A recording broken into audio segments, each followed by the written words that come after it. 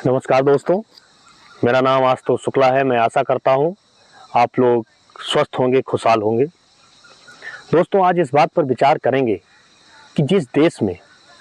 जनता को सर्वोपरि माना जाता हो या कहा जाता हो,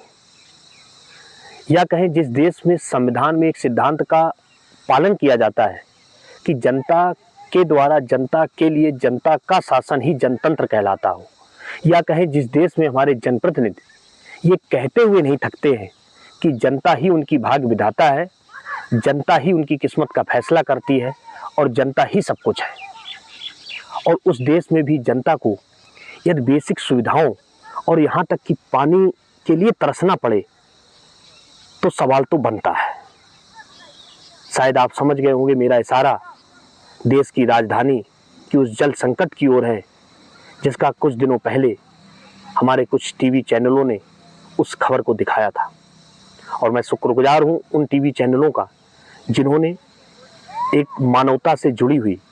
एक बेसिक समस्या को दिखाया हो, क्योंकि मीडिया समाज का आईना होती है, जनता की बात रखने का माध्यम होती है। दोस्तों, इससे ज़्यादा आश्चर्यचकित या दिल को छूने की, झकझोर देने की घटना क्या हो सकती है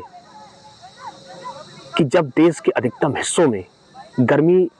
अपने पूरे शबाब पर हो और यहाँ तक कि पारा 50 डिग्री के भी ऊपर कुछ जगह चला गया हो, और उस देश में यदि जनता को पीने के लिए, पानी के लिए जद्दोजहद करनी पड़े या संघर्ष करना पड़े या कहे त्राहिमाम करना पड़े,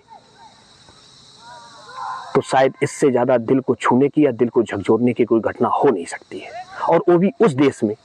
जिस देश में एक ही महीने पहले हुए 18वीं लोकसभा के चुनाव संपन्न हुए हों और उस चुनाव में हमारे जनप्रतिनिधि हमारे जनता से वादे करते हुए नहीं थके, और यहाँ तक कि यदि उनको ये भी वादा करना पड़ा कि हम जनता के लिए चांद और तारे भी जमीन पर तोड़ के लाएंगे, तो शायद वो उससे भी पीछे नहीं हटे। दोस्तों, आज हम इस बात पर बात नहीं करेंगे कि इसके जिम्मेदार कौन है, सिस्टम, जनप्रतिनिधि या जनता। आज हम सिर्फ जनता पर बात करेंगे, क्योंकि किसी ने कहा है कि जो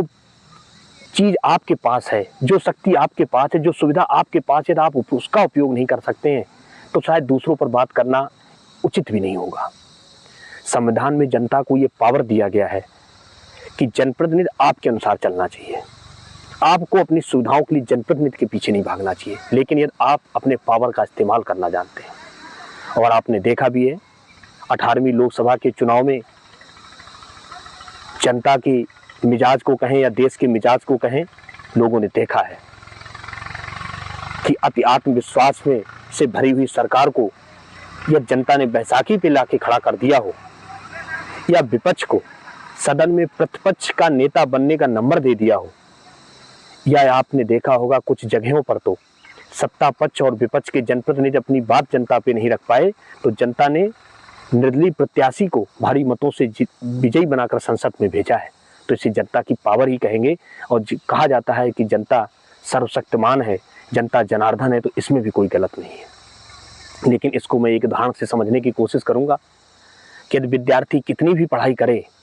लेकिन परीक्षा के समय यदि वो परीक्षा सही समय सही तरीके से दे नहीं सकता है, दे नहीं पाया, तो उसकी योग्यता का मूल्यांकन हो नहीं पाता है। उसी अनुसार जनता समस्याओं से जूझती रहे, लेकिन जब लोकतंत्र का पर्व आए, उत्सव आए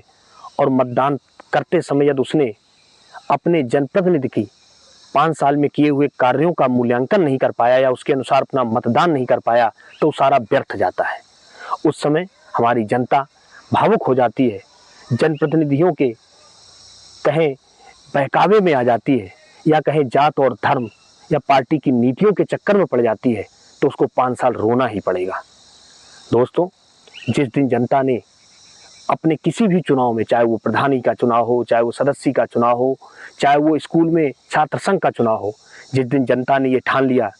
कि हम जो मतदान करेंगे हम अपने जनप्रतिनिधि के कार्यों का मूल्यांकन करके करेंगे, शायद उस दिन जनता को किसी भी जनप्रतिनिधि के आगे पीछे चक्कर काटने की जरूरत नहीं पड़ेगी। और मैं खास तौर से अपने उन युवा मित्रों से आह्वान करना चाहता हूँ, गुजारिश करना चाहता हूँ जो बड़ी अच्छी पोस्टों पर बैठे हैं, और जब भी कभी कोई उनसे राजनीति की बात करता है तो वो कहते हैं मुझे राजनीति से कोई लेना देना नहीं है। दोस्तों, राजनीति का मतलब MP और MLA बनना नहीं होता है। राजनीति का मतलब होता है देश में जो आपका शासक का चुनाव हो रहा हो, देश में शासक की जो नीतियां हों उसमें आपकी भागीदारी होनी चाहिए, आपका उसमें पक्ष और विपक्ष का तर्क होना चाहिए, आपका राजा को चुनने, शासक को चुनते समय आपका मतदान का भागीदारी होना चाहिए। और आप याद रखें कि राजनीति से आपको मतलब हो या ना हो, राजनीति प्रक्रिया के तहत चुना हुआ शासक, चुना हुआ राजा, या कहें चुना हुआ प्रधानमंत्री, या कहें चुना हुआ जनप्रतिनिधि की जो नीतियां होंगी वो आपकी ज़िंदगी को डायरेक्टली और इनडायरेक्टली प्रभावित करेंगी। इसलिए मैं युवाओं से गुजारिश करना चाहता हूं कि आप कुछ समय अपनी ज़िंदगी का अपने समाज और देश के लिए अवश्य निकालें, और जब भी कभी चुनाव की प्रक्रिया की बात हो, अपने घर वालों को, अपने समाज में अपने मित्रों को इस बात पर ज़रूर उनसे परामर्श करें, उनसे विचार करें, मनन करें कि क्या हम वोट जात और धर्म पर देते रहेंगे, क्या हम जनप्रतिनिधियों के आगे ऐसे दौड़ते रहेंगे और अपनी समस्याओं की, यहाँ तक कि बेसिक सुविधाओं के लिए तरसते रहेंगे। यदि हमने मूल्यांकन अपने जनप्रतिनिधियों के कार्यों के अनुसार करना शुरू कर दिया तो बहुत बड़ा बदलाव आ सकता है, ऐसा मेरा विश्वास भी है और मेरा मानना भी है। दोस्तों,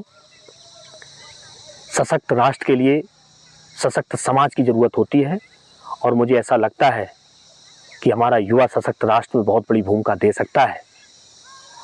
तो इस बात से मैं गुजारिश करता हूं अपने युवाओं से कि अभी इस साल के लास्ट में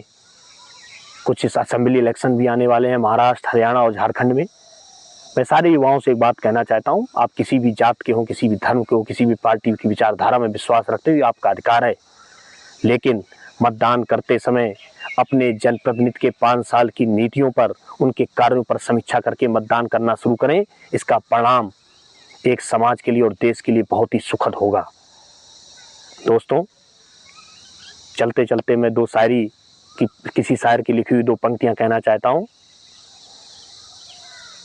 किसी ने कहा है कि बदलाव धीमे धीमे ही होता है, और यदि युवा ठान ले तो बदलाव ना हो, ऐसा हो नहीं सकता है। और इसी बात के साथ मैं बात कहना चाहूँगा कि जमीन पर बैठकर